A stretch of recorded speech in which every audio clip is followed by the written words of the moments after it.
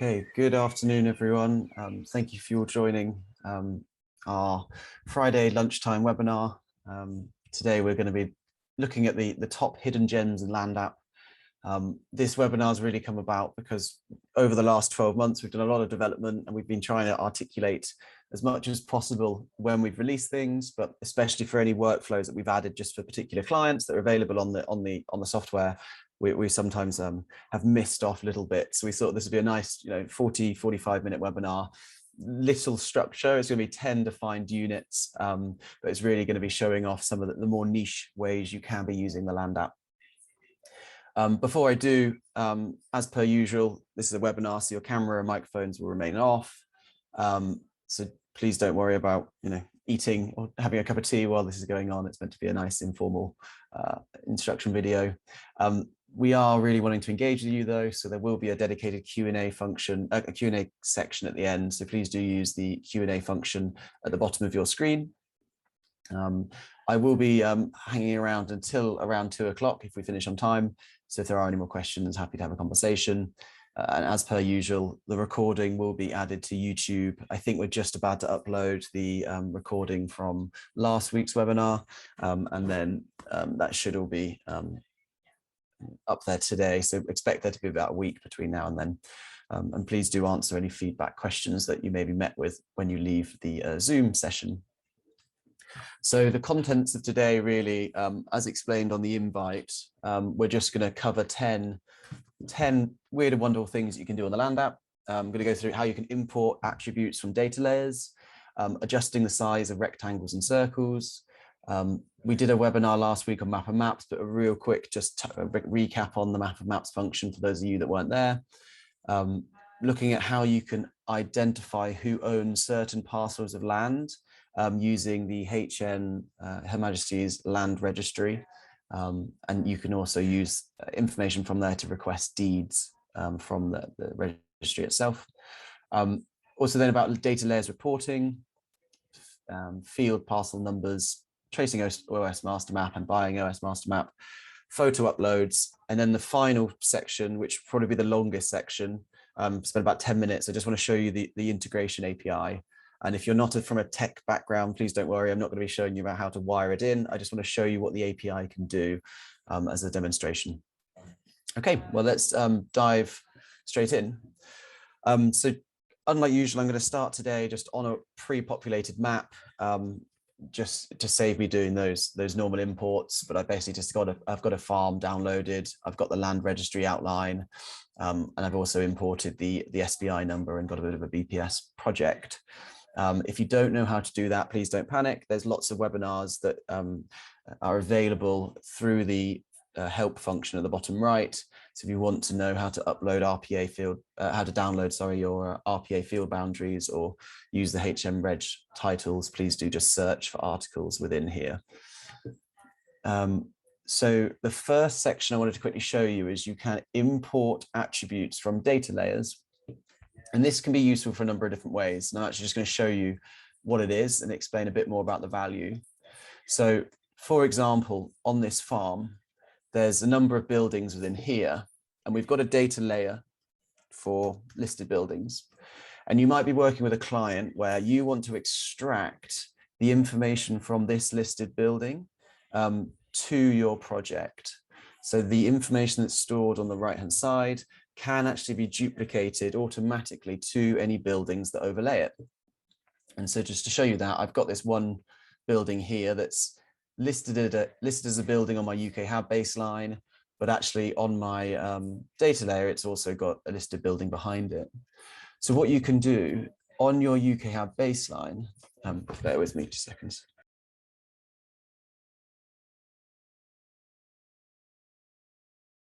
Sorry about that, sharing offices with the partner. So with your UK Hub baseline, what you can do is click on the building from which your project is, so the polygon for which my building is represented. And on the right-hand side, we've got this button called Import Attributes. What this Import Attributes do is you click on it and it will request which data layer you want to copy attributes from. And in a moment, it would ask me which particular features you want to copy those attributes from. So I want to copy the listed building attributes that's hidden behind this building at the moment. So the first thing I need to do is find the listed buildings section, which there it is under the historic. So I choose listed buildings from the list of all the data layers. What that will do is that will then load the data layer of interest. So I've got this list of buildings. I then click on the list of building I want. And then what the land app asks you is which of those features or which of the attributes within that list of building do you want to keep? Now, by default, it's got it all turned on, but you can, for example, if you're just looking for the list date or the number or the layer name, etc., you can untick the ones you don't want by ticking those boxes, okay? Just for demonstration, I'm going to keep them all on and then hit import selected attributes. And what's happened is now this polygon that represents my building, when I scroll down, has got all of the reference numbers for the grade from that listed building. So it's extracted and imported attributes from that third-party data set onto my, in this case, my UK Hub baseline. So just to show you that again, that could work, for example, on priority habitat. So I know this woodland, for example, is a priority habitat. I've selected my woodland, I hit import attributes, but this time I'm searching for habitat layers, which should be in here. And I want the priority habitat inventory of England. I select that, it then loads the priority habitats for me, and I choose the feature which I want to import attributes from, choose the candidates, but in this time, actually, I just want the main habitat and the confidence levels, hit import selected. And now within my woodland, I've got main candidates and the confidence levels as well stored within that polygon. Okay, so that's the first thing to show you. So you can, any one of the data layers that are in the right-hand panel, you can actually directly import all of the attributes that are within there and assign it to any one of your features within a project. The next thing I want to quickly show you, so that's number one done. The next thing is drawing highly detailed shapes using our rectangle and circle tool. So these two features, these two shapes that you can draw have dimensions that you can dictate. And that might be useful, for example, if you're creating a pond and you want the pond to be a certain diameter or a certain radius, or for example, you're mapping out an existing building or greenhouse, etc., that has a dimension. And so just to demonstrate that, I'll first start with a rectangle. And let's just say, hypothetically, I was building in this field 2 greenhouses, 5 meters by 10 meters wide.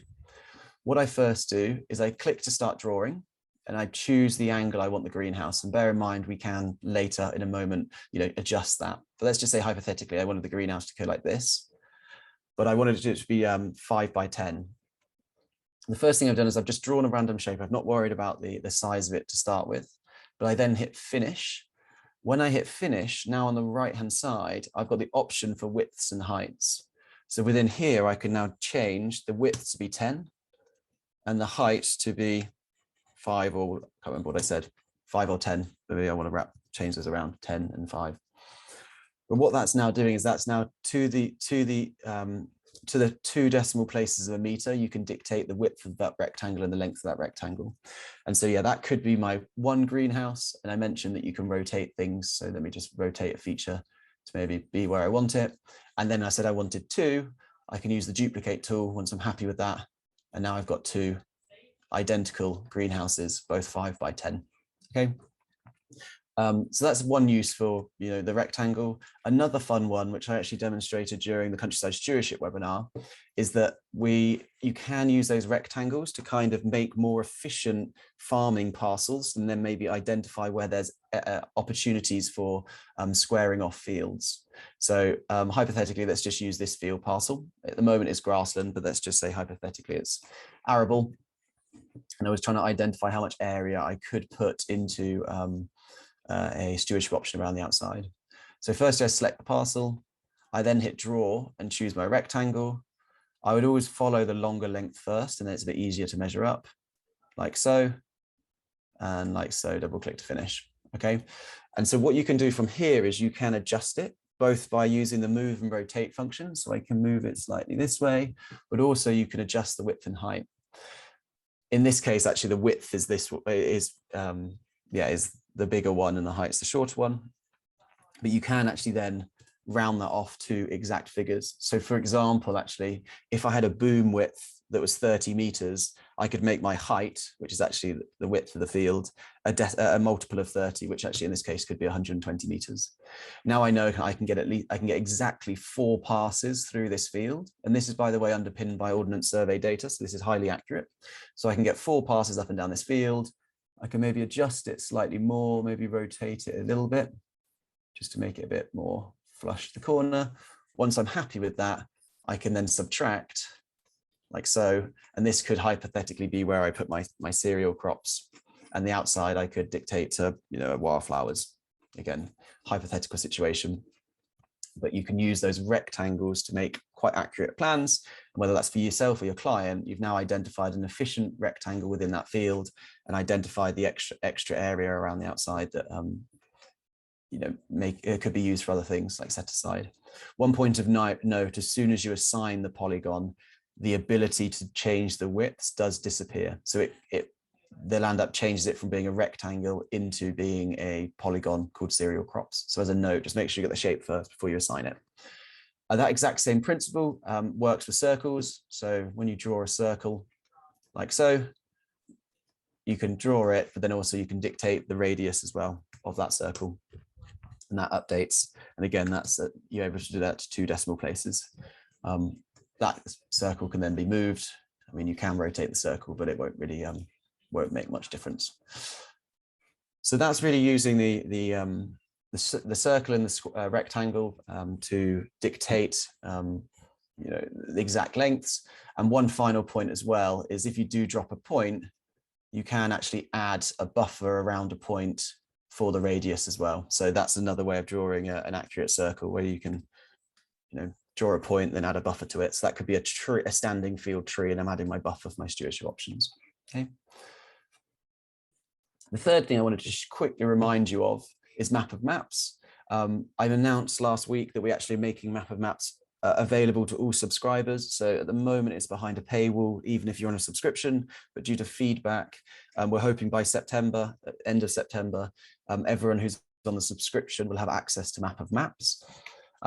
What Map of Maps is a way of multiple different maps within the land app. So the way that the land app set up is, I've got, on this one screen alone, I've got 15 or 20 different maps. Each of those are private, or I'm working with different people on. But what I can do, I've now lost my hidden gems. I forgot to give it a tag. My hidden gems map is, I can publish that map by clicking this black tick, which turns it green. And what that then does is, at midnight every night, the land app aggregates all of the maps that you and your organization have ticked green and turns them into data layers. So what that will open up is, at midnight every night, it's aggregated all of my baseline habitats in this case, which this one is, UK baseline, and turns it into a single data layer that I can turn on. So I've now turned on all of the baseline habitats that I'm working with, both in that local area, but as I zoom out, you can see other maps that I'm working on across the country.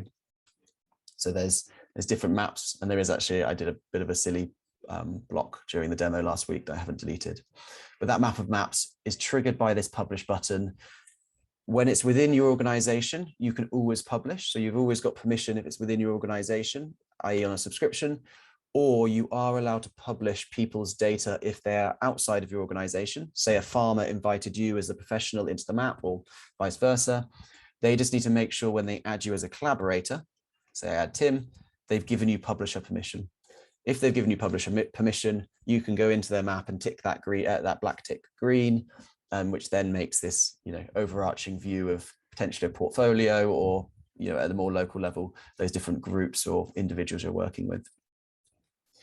The way that Map of Maps works as well is, you can't edit the data from this point. So I can click on this map and I can see what the field codes are and what project it's from. But one thing I can't do is edit the data. If I wanted to edit the data for this field parcel, I'd have to click this hyperlink to then dive into the additional map, which in this case is a parish map of Shackleford, which is this one. Okay, so the Map of Maps acts as a bit of a spatial viewer for all the different projects you're working with. So you can just see how they fit next to one another. So whether you're a big organization working nationally, or whether you're, a small group of farmers wanting to work together, you can put your plans next to one another using that publish function. Okay, so back on there, that's map of maps. The next thing I wanted to show you was, I'm just going to turn off my organization data layers and get back to my original one. The fourth hidden gem that I wanted to show you was you can, within LandApp, search for ownership addresses using the HM registry. So if I go down to the ownership section under organization, we host 4 different data layers that are from registry, freehold, leasehold, other, and then the Register of Scotland. The land registry, these 3 cover England and Wales, and that one is Scotland. But for our subscribers, so this is one of the only things I'm showing you today that's part of the subscription, other than map of maps. For our subscribers, when you turn that layer on, it looks the same, but you can actually click on a polygon, and on the right hand side, you can see this view owner button becomes available, and you can click that and it tells you the name and the address of the owner of that polygon. Now, this is open source data from HM Registry, but what we've done is we've joined it for you. It's actually 2 different data sets that we stitched together for you. But you can see that, for example, this polygon is owned by the National Trust, corporate body whose address is registered in Swindon. Okay, not all polygons have ownership. So yeah, there we are. So some polygons don't have an ownership. So it's just whether they are registered on HM Registry as a freehold ownership. You'll be able to get that data. Using that information, you can write a letter to them if you're interested in creating solar panels on that farm, for example, which is something we've seen a lot more users do. Or within this right-hand panel, you can also get the title number, which you can copy. And I think I've still, yeah, and you can go to the land registry and search for a property within here to get a title register or a title plan. So that unique title number is what's requested within here for your £3 to get a bit more detail about the ownership, which we don't at the moment host. Okay. So the 5th one is running a data layers report. And sorry if this does feel like we're jumping around. This was the point of the webinar wasn't to have a complete prose going through. So I hope you're bearing with me.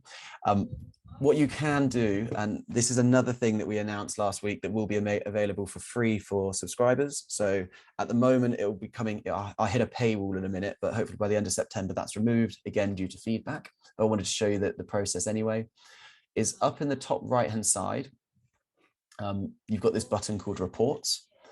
And what this reports button does is it does 2 things. Firstly, you can summarize your projects. So you can have a quick summary of what my UK Hab baseline was, for example, broken down by the different habitat classes.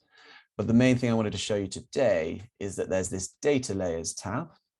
And within data layers, you can create a report. And what this report allows you to do is create a return from our database all data layers that do and do not intersect any one of your projects. So for the demonstration, I'm just going to use that ownership boundary, the red line boundary. And like I said, at the moment, there is a price, but by, I think, the end of September, that price will be removed for our subscribers. Once you've chosen which projects you want it to intersect, you then choose from our list of data layers, which ones you want to build a report on. So for the demo, I'm just going to choose most of them.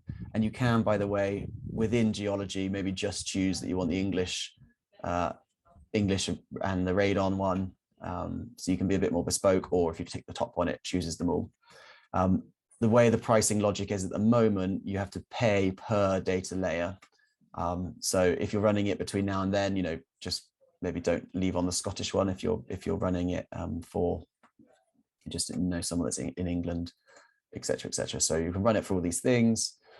Once you're then happy with what you're running, and by the way, as a note, you can run it for the land registry. Just beware, if you're doing quite a big area, it can return quite a few data sets. It's quite a data heavy thing, but it can give you a list of all of the ownership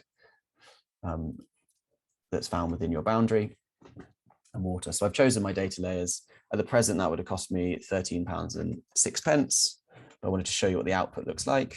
Again, I'm just going to give it a demo code, but for those that are on subscription on our team management, you can, at the moment, bill that to your clients. So if you did choose billable, just make sure you're using defined job code from your accounts team, and they can forward on the bill to whoever it might be. When you hit buy now, what's happening in the background is the land app is firstly getting that ownership boundary. It's then putting that ownership boundary through all the data layers that you selected, and it's summarizing the relationship between those layers. So there's going to be two main ways that the data's looked. It's either going to be, yes, it did intersect. So for example, the ancient woodland and the priority habitat we just looked at should return some data. Not only will it say, yes, it has returned, but it also say the total area of land that's found within it. So the report's just been made for my 126 hectares. And so, yeah, you can see that the ancient woodland sites, I've got 4 separate ancient woodland polygon blocks, of which make up a total of 6.02 hectares of my total boundary, which is the equivalent of 4.74 hectares. So this top section shows you where your layers do intersect your polygon. And that's broken down. And by the way, these sources are hyperlinks to where that data comes from as well. So do have a click if you want to find where the source is. It's consistent across all the ones that it does. And by the way, there's no limit to the size you can run. So I have ran like pretty much the south of England, but it does take a long time and it will cost you at the moment. Whether we're introducing for the free running unlimited massive running, I don't know, but we have ran it, for example, for facilitation funds. You can get a summary really quickly of how many designations are found within your facilitation fund. Alongside what you do intersect, it also then just tells you where there's no results, i.e. where there's none of those things, which can actually be just as important, especially with designations. Those are normally the exclusion zones, for example, for woodland planting. So if you're doing an environmental impact assessment, you're running that woodland block through the data report will quickly let you know whether there is a designation you need to worry about or not. Obviously, you can toggle on the data layers yourself within the land app, but there are 85 different data layers, and I'd bet it would be quicker to run this first and then turn on the data layers that it does intersect, rather than having to go through each individual one. That report can be downloaded. So there's a little download button here at the top. When you hit download, that just downloads it as an Excel file to your computer. Okay, the next thing I want to show you is something that we demonstrated a couple of months ago with our new updates to MasterMap. And there's 2 things I want to show you with MasterMap. The first thing is that you can now trace polygons that are on your base map. So there's two main Ordnance Survey MasterMap base maps. There's just the regular color Ordnance Survey, and then there's Ordnance Survey Light. And what we've done is we've now made these interactive. So at present, this is just an image of Ordnance Survey data. So I'm focusing on this pond, this lake. At the moment, it's just an image of where that is. But at the bottom, there's now a button introduced called Interactive Map. When you toggle that interactive map on, you can notice my mouse is now trying to grab things. You can see it's like changed the shape. And that's because it's now detecting that there are shapes behind. Okay. Once you've got that turned on, you can now trace whatever is on your screen. And what I mean by trace is if I, for example, went to go draw an area and clicked on that lake, you can see that the mouse is now grabbing onto the edge of that lake. So I can now quickly, if I wanted to, trace the edge of that lake and use the authoritative master map shape with only clicking 3 times. Okay, so I've now got that lake. Also, I might want to, trace around the island or something, and just to enhance that. But that might be then, a code that I add to my baseline habitat. What I would probably do in that situation, where have I got it? Oh, it's filed away somewhere. It says. There we are. Within here, I'd probably toggle that off, trace my island like so. Ooh. There's lots of little features in there like that. And then I would probably subtract, and that should subtract a hole now through my, now my island is away from my, my lake. I don't know what this is. Let's just call it grassland for now. Okay, so that's tracing features. And by the way, that trace isn't just limited to tracing one feature. If, for example, I wanted to trace, multiple features together, let's go to a building. So this is probably a bit more relevant to some of the workflows that you may be doing. So let's say I wanted to trace this whole plot. Just every time that there's a new feature intersection, so you can see these lines, I just have to click once. Otherwise, the land app doesn't know which way you want to go. So here's quite a prime example. As soon as I get across there, it doesn't know if I want to go there. So just click once to then be able to trace. And this could be my red line boundary for the sales plan that I'm doing, for example. Style that up, make it look pretty, however you're doing it. Okay, so that's tracing master map. However, there is a quicker way to serve all of that vector data, so the actual shapes of the master map data, without having to trace it all, but it does require you to buy a license from Ordnance Survey. But to demonstrate that, what I'm going to do is I'm going to buy the Ordnance Survey data for my ownership boundary. So my ownership boundary looks like this. Let me just color it in, give it a little blue tinge or something like so. I'm going to buy every single shape that makes up the master map in this image.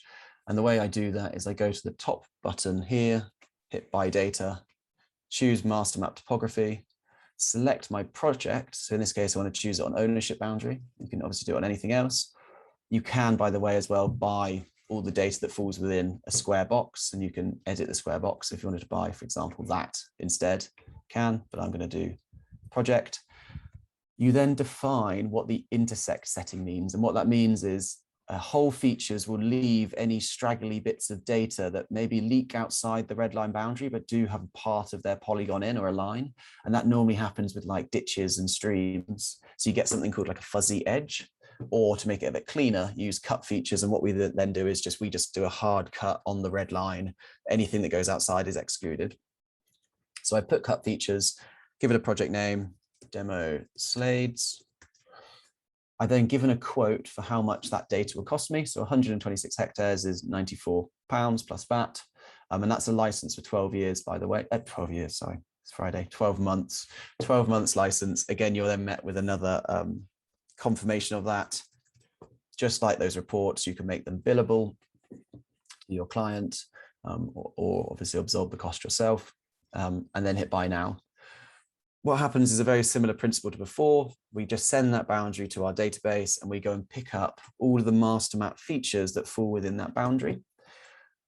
It takes about 10 seconds, but after 5 or 10 seconds, you do have to, at the moment, refresh your own screen. So just one thing to say is hit refresh before worrying where the data's gone.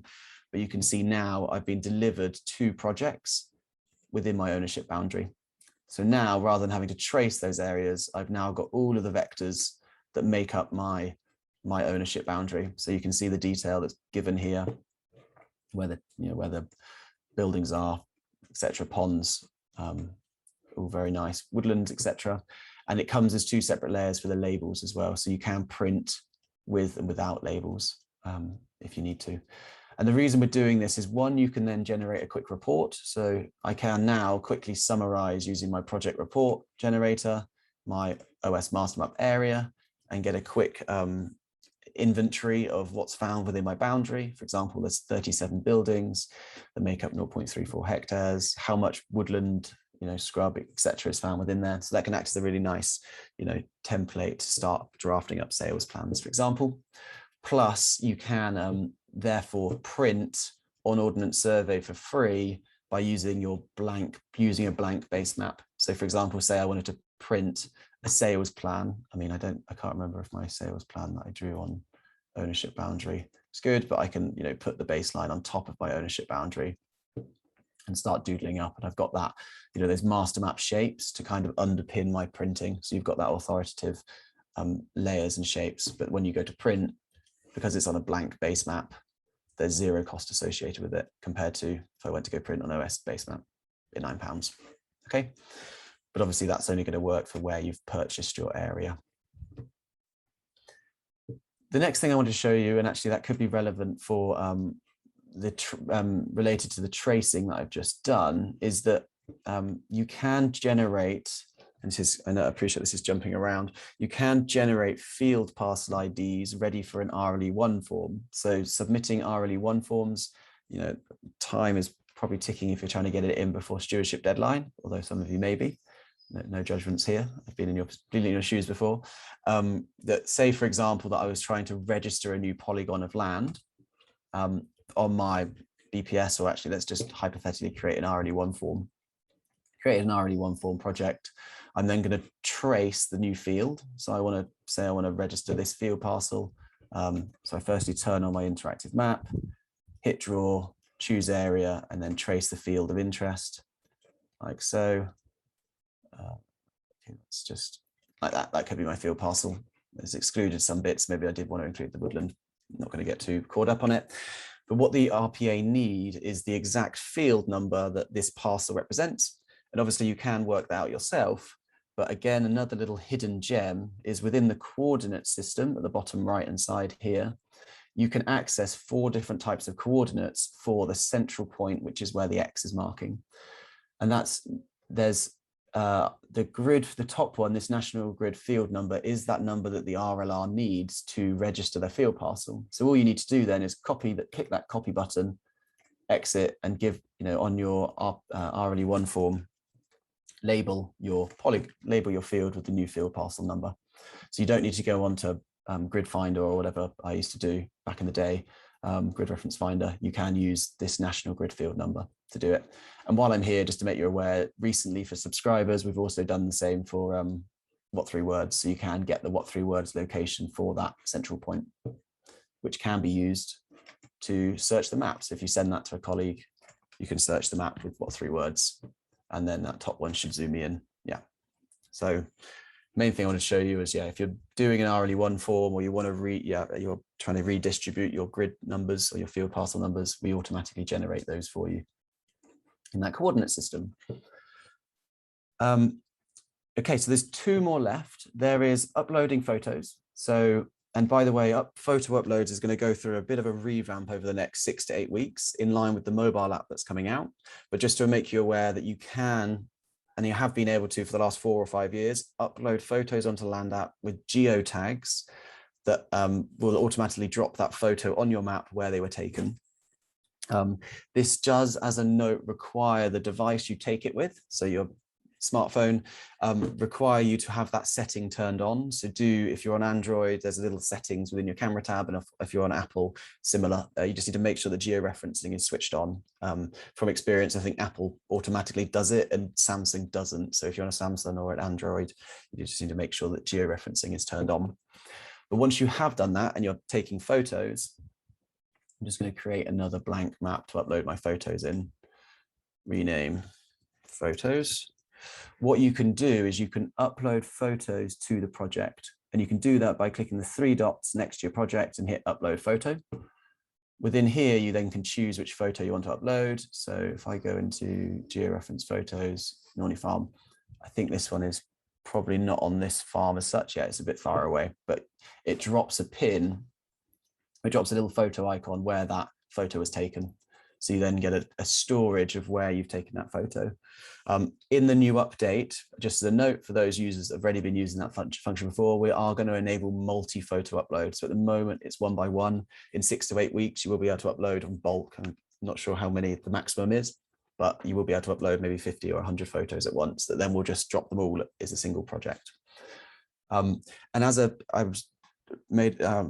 one thing to also add to that is that you can do that from your mobile phone as well. So just as a note, I'm currently on my mobile phone. I'll just log into this map. I can take a photo from my phone here and drop it on the interactive base map. So I'm clicking photo, upload photo, and then choose a camera. And then, this is going to be camera inception, but take a picture of myself and my notes and hit upload. And what that's doing now, on my photo screen, I'm getting an upload file uploaded. So now, hypothetically, if I refresh my screen, there we are. Does that work? Maybe it might take a save. Oh, there we are. You hit save. And then I refresh my screen. There should be a little photo icon. There we are, in Bristol. So that's where I'm sat at the moment. And there's a little photo of my computer screen from the other side. So you can, from your mobile, if you just go on any web browser and log into your map, you can at the moment upload photos directly from your phone, but we're releasing a mobile app to make that a bit more slick, but that's where I'm currently sat as a nice demo. Okay, so we've just gone over the half an hour mark, which is great. Good timing. So they're the 9 hidden gems that I wanted to show you today. Hopefully at least one of those has been useful to you. And the final one I just want to touch on is the integration API, which I genuinely think is the future of the sector. And it's where, where the Land app is really focusing a lot of development on. At a really high level, what the API does is it allows you to connect your data that you're creating in the Land app to third-party data sets. Okay, so you might be within an organization that isn't only using Land app. People on the ground might be using Land app. Your IT team might be using ArcGIS or Google Sheets or Power BI. What I want to just show you is what is possible and how you can start to integrate the data that's created within the Land app to kind of send from your organization to these third-party data sets.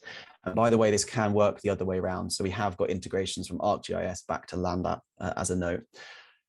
And as a point of, if you are really interested in this, it will require a bit of a conversation with either myself or another technical lead, just to kind of get it wired up for you, but we can generate and provide you with some guidance for how to use the API. But I wanted to visually show you what it did. Okay, so just to demonstrate, actually where I'm going to start on here. So at the moment I've got a nice map and I've created a new one. I'm going to just create an arbitrary project, so a blank project, and I'm going to draw a rectangle, big rectangle that looks like this. And I'm also going to put that rectangle on a BPS project. And this is just, I'm making it super obvious so we can see it when it comes through the API. I'm going to make that rectangle a woodland. Okay. So at the moment, what I've now done within my demo organization is I've created a big block of land that I'm going to show you being extracted from the Land app. Okay. And the way the API works is that each organization, so if you're a subscriber, you're within an organization, has a unique API key. And again, don't worry about the technicalities, but what that will allow you to do is extract data in a very similar way to Map and Maps by the project template that they're from. So there's a unique API call, we say, an API key that can extract all of your basic payment data or all of your sustainable farm incentive data or all of your ownership boundary data. And so what I'm going to do is I'm just going to move over to a bit of software called FME that we use. Wrong one, this is the one I want. And I just wanted to quickly show you. So I've just drawn that random rectangle. I'm now going to run, and again, please ignore all the complicated language. I'm running from the beginning. He says, run entire workspace. So this is my unique API key. I'm going to hit run. And what this is sent a request to my organization. It's now extracting all of the data that is within my BPS projects within the Land app. So it takes, this is a live connection between this bit of software and Land app. And you can see now that what's been extracted is everything, including that random big square that I just drew for you. So that random big polygon, which I literally just created now, which doesn't have any field ID data, doesn't have anything else, has been extracted via the API. But you can see that within my organization, there is thousands of polygons that have been extracted through that API, all of which are formatted using the Land app's templates. And this is obviously just the BPS, but I can change it just to show you. If I wanted to see the UK Hub data instead, I could just change the crawl to the UK Hub, and that should just extract all of my UK Hub data. And so what this provides you with is the perfect way of linking your Land app maps across your organization. And bear in mind, we've got some very large organizations using the software, all on their individual maps. This API key allows you to extract all that data, whether it's every 5 minutes or every hour or every 24 hours, and send that data. So at the moment, this is extracting quite a lot of UK Hub data from my test organization that can then be sent to a dashboard, or it can be sent to a headquarters and say, look, here, you can see here's all my different UK Hub projects that I'm working with. And here we go again, a silly little shape that I drew. But that's all of the data that's contained within my account. Within that, you can add different filters. So you can say, just show me data made after, May 2022. Don't show me any archive data. Only show me BPS codes. So just wanted to visually represent that. So as I draw shapes on the map, you can quickly, as you update them, maybe I change the shape of that BPS project and rerun it. that BPS project will then be pulled through, and the shape of that is live every time you call that data set. Okay, so you're just going to run it once more. So hopefully now on that BPS call, you're going to see there a bit of a kink in my large rectangle that was originally created. So I think this is one of the most hidden gems that we've got in the Land app, is that, we are fully cloud integrated. So I'm hoping that you'll be able to see there we are. So there, the rectangle now has got a slight change in that angle. So that is something that I think there is a future in. We're really keen to support any organization that wants to use APIs. And as a note, you don't have to be able to handle them yourself. We can handle them on your behalf and send them to another place. So we do that as a service. So if you're interested, say you've got an IT department that might want to be interacting or analyzing some of the data that you're creating in the Land app, get in touch with us, let us know, because we'd love to help and find out how we can, integrate a bit further with whatever software you're using. So I'm just going to double check my list, but I think that is everything. So thank you so much for your time. I haven't had, there's been no questions or any things in the chat, which I either take as a good thing or as a bad thing. I'm going to take it as a good thing, but do let us know. I'll stay around for another 5 or 10 minutes, but hopefully you've learned something from that quite random, sporadic session about how the Land app can hopefully improve your workflows and become a bit more useful. Thank you very much.